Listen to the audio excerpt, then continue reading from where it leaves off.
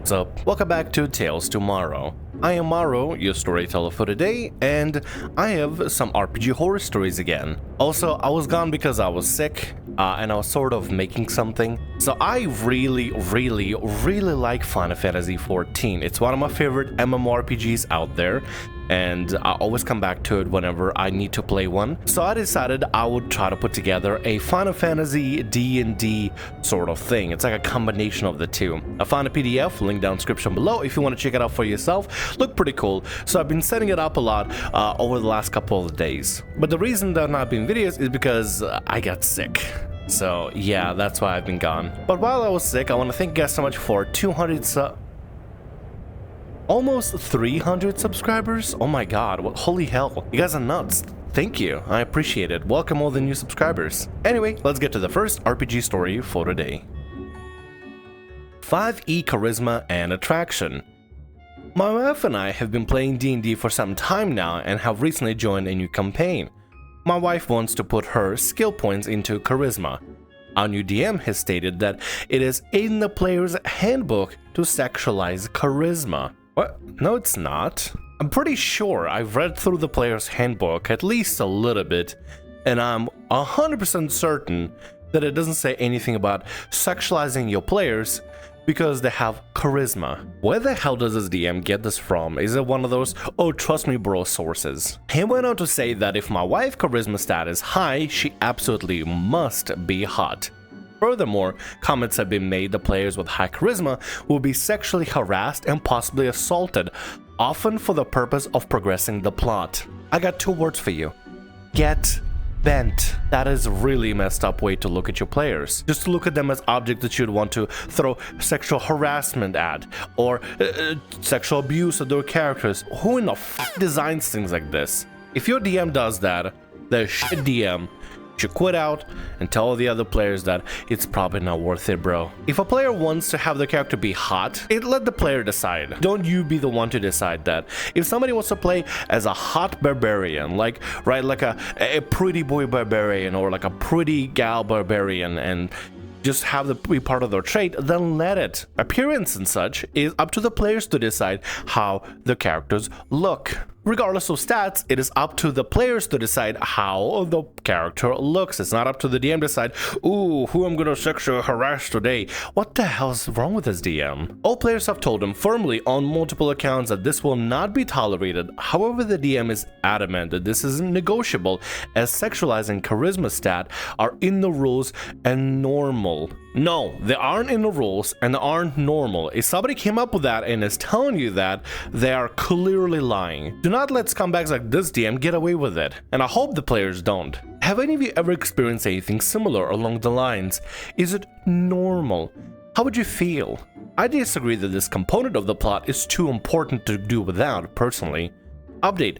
Our table has since disbanded, and sexual deviance has not been alluded to prior to session 1. Rather, discussions throughout have devolved to said points. Yeah, regarding sexual harassing players over charisma stat or charisma score, that DM is lying. DM has to be clearly lying. Consent is a very important thing when it comes to these sort of things, right? Like, it's important to understand your players' limits and your players' phobias, and if the players are not okay with sexual harassment or sexual assault, then don't put it in the game. The DM is clearly wrong, however, and you should not be subjecting your charisma-based players or player characters in any way to any of this stuff just because of their stats. Let's move on before I get more mad. Am I the a-hole for telling my party I told you so? Not exactly a horror story, but wanted to get an opinion from fellow RPG players.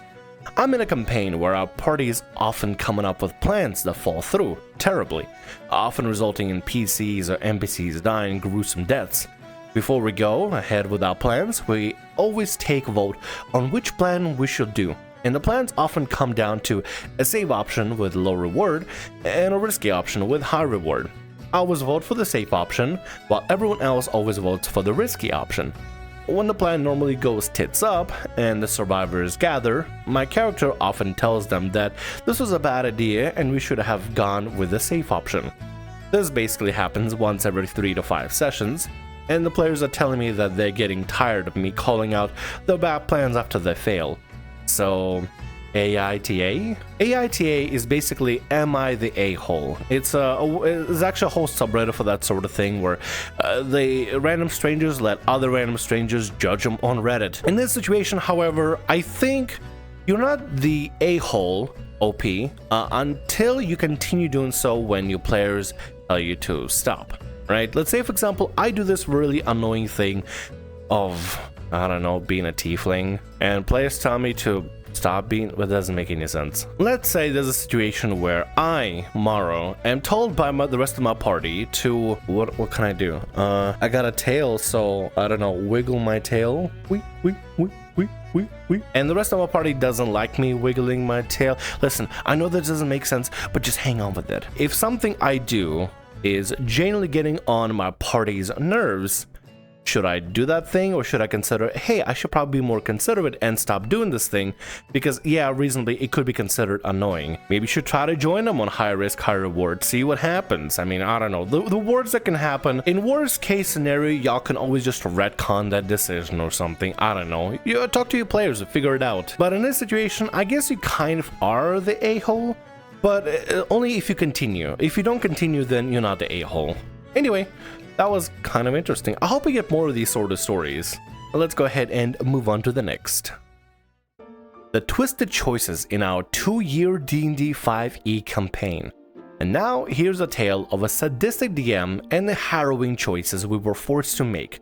One particular example stands out: the fateful decision that fell upon Jerry, our noble paladin, as our party journeyed closer to the last known location of the infamous Big Bad Mage, Velthornhelm.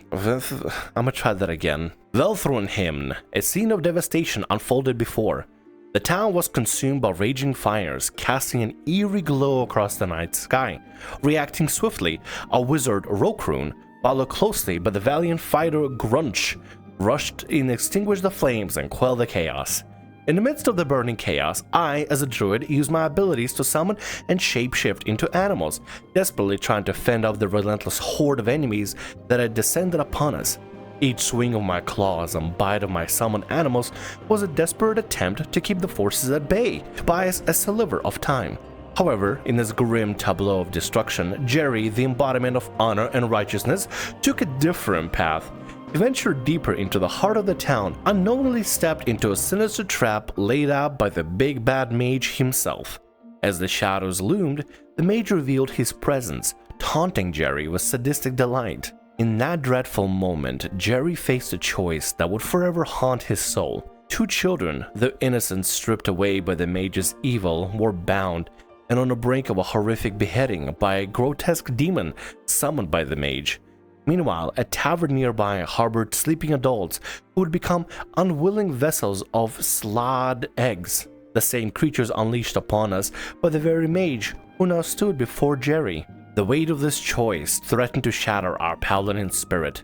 The screams of the children echoed in his mind, while the fate of the entire town rested upon his shoulders. The twisted grin of the mage faced only heightened the torment. This reads kind of like a story, so I'm trying to kind of make it more story-readable. So if I sound a little different reading this is why. It's actually getting kind of good. I want to see what happens. In that fleeting moment, Jerry's conviction collided with the harsh reality of an impossible decision. Torn between the lives of the innocent children and the potential cataclysm that evaded the sleeping townsfolk, he steeled himself, searching for an answer that defined the limits of his morality. And then, with a heavy heart, Jerry made his choice. Guided by his unwavering devotion to protect the innocent, he dashed forward, his blades gleaming with divine purpose, determined to save the children from their gruesome fate. Yet the consequences were dire. As the paladin valiantly fought against the odds, the slot eggs hatched within the sleeping adults, setting forth a wave of chaos and despair upon the town and beyond. The tavern, once a place of refuge, became a spawning ground for abominations, forever tainted by the mage's malevolence. From that point on, the campaign plunged further into darkness. The sadistic delight of our DM became evident as they relished in our suffering, continuously presenting us with a choice that chipped away at our character's resolve and our own sanity. The game became a relentless gauntlet of despair with no respite in sight. It took 2 long years for us to gather the courage to confront the DM and end this twisted saga. we realized that our love for the game should not come at the cost of our mental well-being. With a heavy heart, we bid farewell to our broken characters and sought a new path. Stay vigilant, and may your tables be marked by triumph, not torment. Wow! You know, for an RPG horror story, I'm glad it went from like a really crappy ending to like a really good ending. The players have really done a great job with standing up to the DM and realizing that, hey, this is a little bit too much. Why are we dealing with all this? Hey DM, can you stop? Okay, well then I guess we're out. It's fine. But anyway, it sucks that the sadistic DM puts so much choice between you. I mean, if I was the DM, I would allow them to, you know, make it seem dire that they only can save the children or the tavern, but then find a way that, like, if they save the children, then the slot, whatever the slot are, eggs start spawning, and let players come over to the tavern and rescue at least majority of the people. I mean, yeah, sometimes you need to give players choices, sure, but not at every single turn. Christ, I mean, if this is happening for 2 years, yeah, no wonder players would want to leave, and I'm glad they did. And I'm hopefully finding better pastures out there, and hopefully the DM reconsiders being such a sadist. I don't know why we have so many DMs that are sadists. It's like suddenly you're the god of the world and you decide to power fantasy it instead of creating something fun. What the hell? And with that, that's going to be all our stories for today. I want to thank you very much for watching, and thanks so much for being here. If you like what I do, consider subscribing to the channel and leaving a like. Also, if the RPG Horror Stories ever goes down, or if you want to submit your own personalized horror story, email is down in the description below. I realized that since the subreddit went down for a little bit, it's probably good to have a backup plan for story submissions, so email down below if you want to write one. I'll see you again in more Tales tomorrow. Bye-bye.